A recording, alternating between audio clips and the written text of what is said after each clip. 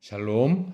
오늘도 성경 일독 여행 말씀 묵상에 함께 하시는 성도 여러분, 주님 이름으로 환영합니다.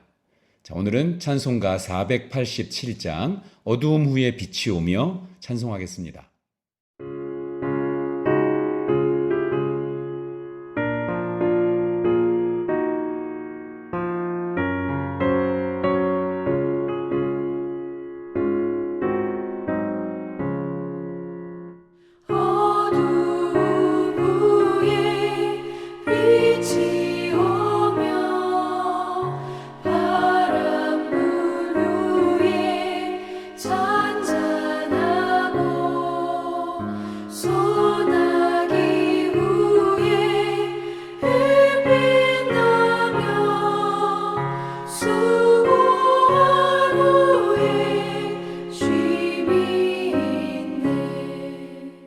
오늘 함께 나눌 말씀은 시편 107편 33절에서 43절입니다. 시편 107편 33절에서 43절 말씀 제가 봉독하겠습니다. 여호와께서는 강이 변하여 광야가 되게 하시며 샘이 변하여 마른 땅이 되게 하시며 그 주민의 악으로 말미암아 옥토가 변하여 염전이 되게 하시며 또 광야가 변하여 못이 되게 하시며 마른 땅이 변하여 샘물이 되게 하시고 줄인 자들로 말미암아 거기에 살게 하사 그들이 거주할 성읍을 준비하게 하시고 밭에 파종하며 포도원을 재배하며 풍성한 소출을 거두게 하시며 또 복을 주사 그들이 크게 번성하게 하시고 그의 가축이 감소하지 아니하게 하실지라도 다시 압박과 재난과 우환을 통하여 그들의 수를 줄이시며 낮추시는도다. 여호와께서 고관들에게 능욕을 쏟아 부으시고 길 없이 황야에서 유리하게 하시나 궁핍한 자는 그의 고통으로부터 건져주시고 그의 가족을 양떼같이 지켜주시나니 정직한 자는 보고 기뻐하며 모든 사악한 자는 자기 입을 봉하리로다. 지혜 있는 자들은 이러한 일들을 지켜보고 여호와의 인자하심을 깨달으리로다. 아멘. 자, 오늘 본문 우리 시편 107편을 통해서 우리 시인은 사람들이 하나님께 부르심 받기 전에 어떠한 삶을 살았는지를 4개의 장면으로 그림처럼 그리고 있습니다. 첫 번째 그림은 4절에서 9절까지 나오는 광야 사막입니다. 그들이 광야 사막길에서 방황하여 거주할 성읍을 찾지 못하고 줄이고 목이 말라 그들의 영혼이 그들 안에서 피곤하였도다. 이런 광야의 큰 특징은 필요한 것이 없다는 것입니다. 그리고 어디가 어딘지 방향을 알지 못하는 것입니다. 사방에는 말라 비틀어진 풀만 있고 모래들밖에 없습니다. 먹을 양식도 없고 마실 물도 없습니다. 어디가 길인지 어디로 가야 사람들이 사는 마을이 나올지 알 수가 없습니다. 그래서 광야를 헤매다가 비참한 죽음을 맞이하게 되는 거죠. 그런데 그때에 인도하시는 분이 계십니다. 6절입니다. 이에 그들이 근심 중에 여호와께 부르짖으매 그들이 고통에서 건지시고 또 바른 길로 인도하사 거주할 성읍에 이르게 하셨도다. 인생의 광야에서 길을 잃었을 때에 아무 방향으로나 빨리 가려고 하다가 더 길을 잃게 됩니다. 바른 길로 가야죠. 빠른 길이 아니라 바른 길로 가야 합니다. 그때 하나님께서 하나님의 말씀으로 바른 길로 인도하여 주십니다. 두 번째 장소는 10절에서 16절에 나오는 쇠사슬에 매인 감옥입니다. 사람이 흑암과 사망의 그늘에 앉으며 곤고와 쇠사슬의 매임은 하나님의 말씀을 거역하며 지존자의 뜻을 멸시함이라. 시인은 흑암과 사망의 그늘에 앉으며 곤고와 쇠사슬에 매이게 된 것이 하나님의 말씀을 거역하고 하나님의 뜻을 멸시했기 때문이라고 말합니다. 범죄하여 죄수가 돼서 실제 감옥에 들어가지 않는다고 해도 인간은 무엇인가에 빠져서 중독되고 그것에 매여서 갇힌 그런 삶의 감옥에 빠진 사람들이 너무나 많이 있습니다. 술을 먹고 싶은 만큼 먹는 거, 자기 자유입니다. 그러나 그러다가 오래 지나지 않아서 알코올 중독이라는 감옥에 갇힌 자신을 발견합니다. 나는 분명 여러 가지 이렇게 자유함을 누리려고 하나님의 말씀을 떠나서 또 하나님의 뜻을 거역하고 내 마음대로 사는 것 같았는데 정작 우리 자신이 처하게 되는 곳은 인생의 감옥입니다. 13절입니다. 이에 그들이 그 환난 중에 여호와께 부르짖음에 그들의 고통에서 구원하시되 흑암과 사망의 그늘에서 인도하여 내시고 그들의 얽어맨 줄을 끊으셨도다. 우리 인생의 감옥의 그 쇠빗장과 그 얽어맨 줄은 우리 힘으로는 깨뜨릴 수도 없고 끊어낼 수도 없습니다. 하지만 하나님께서 해주십니다. 오직 하나님과 하나님의 말씀 안에서만 우리는 참 자유를 누릴 수 있습니다. 세 번째 장소는 17절에서 22절에 나오는 병상입니다. 미련한 자들은 그들의 죄악의 길을 따르고 그들의 악을 범하기 때문에 고난을 받아 그들은 그들의 모든 음식물을 싫어하게 되어 사망의 문에 이르렀도다. 여기서 미련한 자는 머리가 나쁜 사람이라기보다 하나님의 권위를 인정하지 않는 사람들, 그래서 자기 생각이 무조건 옳다고 여기며 사는 사람들을 말합니다. 요즘 우리가 주일설교에서 계속 이야기하는 여로보암의 길을 따르는 그런 사람들인 거죠. 그러한 삶을 사는 사람은 고난을 받을 뿐만 아니라 병들어서 음식을 먹지 못하게 되고 그래서 사망의 문에 이르게 됩니다. 그럴 수밖에 없는 것이 죄의 삭은 사망이라는 하나님의 말씀이 진리이기 때문입니다. 19절입니다.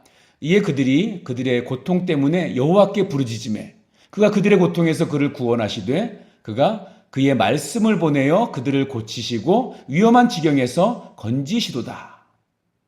자, 그렇다고 할지라도 그들이 부르짖으면 인자하신 하나님께서 그를 고치시고 건져 올려주신다고 말씀하십니다. 그래서 중요한 것, 우리가 눈여겨봐야 될 것은요, 그를 고치시고 건져 올리시는 방법이 하나님의 말씀을 보내어입니다. 우리에게 주어지는 하나님의 말씀은 세 가지입니다. 첫째는 말씀으로 오신 예수 그리스도입니다. 우리는 말씀이신 주님과 동행할 때, 그 예수님과 함께할 때 바른 길을 갈 수 있습니다. 둘째는 기록된 말씀인 성경입니다. 우리가 그래서 하나님의 말씀을, 이 성경을 규칙적으로 매일매일 읽어야 합니다. 세 번째는 선포되는 말씀인 설교입니다. 설교자가 누구이든지 상관없이 성령의 역사하심으로 우리는 설교를 들으면 분명히 나에게 주시는 말씀이 있습니다. 우리가 이렇게 하나님의 말씀을 지키면 그 다음에는 하나님의 말씀이 우리를 지키고 우리를 살립니다.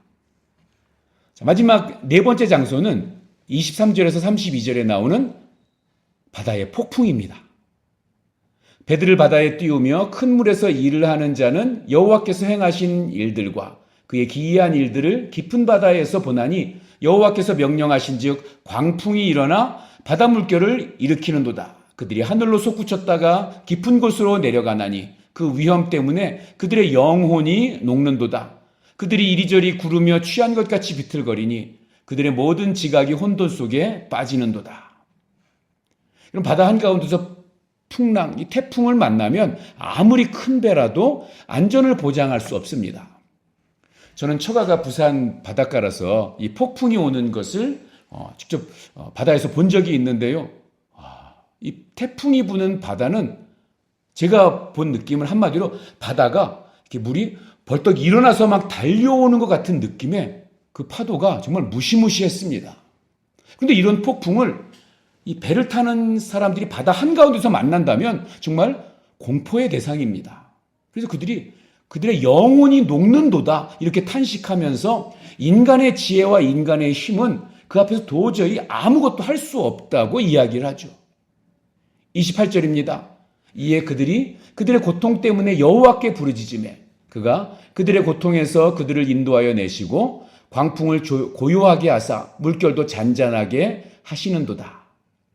그러한 두려움과 고통 속에서도 하나님께 부르짖으매 하나님께서는 태풍 속을 통과하게 하시고 물결을 잔잔하게 하시고 목적지인 항구로 인도해 주십니다.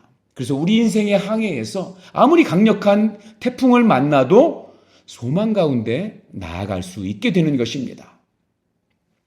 시인은 사람들이 하나님의 부르심을 받기 전에 어떠한 삶을 살고 있었는지 이 네 개의 장면으로 그림처럼 보여준 다음에 하나님은 역전하게 하시는 하나님이라고 고백합니다. 오늘 우리가 읽은 본문이 바로 그 역전하게 하시는 하나님의 모습을 이렇게 묘사한 글이라고 할 수 있습니다. 혹 우리 삶의 강이었던 부분이 광야가 되는 것 같고 정말 샘이 있었는데 마른 땅이 되어버린 것 같고 분명히 옥토 좋은 땅이었는데 한순간에 소금밭이 되어버린 것처럼 여겨질지라도 우리에게는 소망이 있습니다. 왜냐하면 우리 하나님은 바꾸어 주시고 역전시켜 주시는 분이시기 때문입니다. 또한 내 삶이 지금 샘물 같고 좋은 포도원 같고 풍성한 목장 같아서 그렇다고 할지라도 교만하지 않고 늘 깨어서 주님을 찾는 삶을 살아야 합니다. 왜냐하면 주님을 외면하는 삶을 살 때 지금까지 내가 누리던 복이었던 것이 저주로 역전되어 버릴 수 있기 때문입니다. 중요한 것은 내가 지금 살고 있는 상황이나 환경이 아니라 내가 지금 하나님과 함께하는 것입니다. 시편 107편 이 네 가지 장면의 이야기에서 반복적으로 나온 구절이 두 개가 있습니다. 제가 각 장면을 읽어드릴 때마다 그 해결되는 부분에 대해서 계속 읽었는데요. 바로 그 부분 6절, 13절, 19절, 28절의 말씀입니다. 대표적으로 13절이 이렇습니다. 이에 그들이 그 환난 중에 여호와께 부르짖음에 그들의 고통에서 구원하시되. 우리의 인생이 아무리 고통스러워도 우리가 부르짖을 하나님이 우리에게는 계십니다. 이것이 우리의 가장 큰 소망입니다. 또 하나 반복되는 구절은요. 8절, 15절, 21절, 31절의 말씀인데요. 이거는요. 토시 하나 틀리지 않고 똑같은 말씀이 네 번이 이렇게 반복이 됩니다. 여호와의 인자하심과 인생에게 행하신 기적으로 말미암아 그를 찬송할지로다. 하나님은 인자하신 분이고 우리에게 기적을 베푸시는 분입니다. 이 은총 잊지 아니하고 우리에게 역전의 은혜를 베풀어 주시는 그 주님을 기억하면서 주님이 주시는 그 하나님의 말씀에 귀 기울이며 살아가는 복된 날이 되시기를 축복합니다. 기도하겠습니다. 우리의 인생길을 불쌍히 여기시고 이 인생길에서 친히 우리의 인도자 되어주시고 목자가 되어주시는 하나님 아버지, 광야 사막길 같은 인생길을 걸을 때에도 중독되고 매인 감옥 같은 삶을 살아갈 때에도 질병의 고통 속에서도 또한 인생의 폭풍 속에서도 언제나 변하지 않는 주님의 인자하심을 경험하며 살아가게 하여 주시옵소서. 그래서 우리의 삶이 하나님의 은혜로 회복되어지고 역전되어지는 기쁨을 누리게 하여 주시옵소서. 진정한 기적은 우리의 신음과 똑같은 이 작은 기도 소리라도 외면하지 않으시는 그 주님의 인자하심이라는 것을 항상 기억하여서 그래서 기도하는 삶을 살기를 소망합니다. 하나님 인도하여 주시옵소서. 예수님의 이름으로 기도하옵나이다. 아멘. 자, 오늘 읽으실 말씀은 시편 106편에서 110편까지입니다. 오늘도 말씀을 통한 하나님의 은혜가 성도님들 위에 함께 하시기를 축복합니다.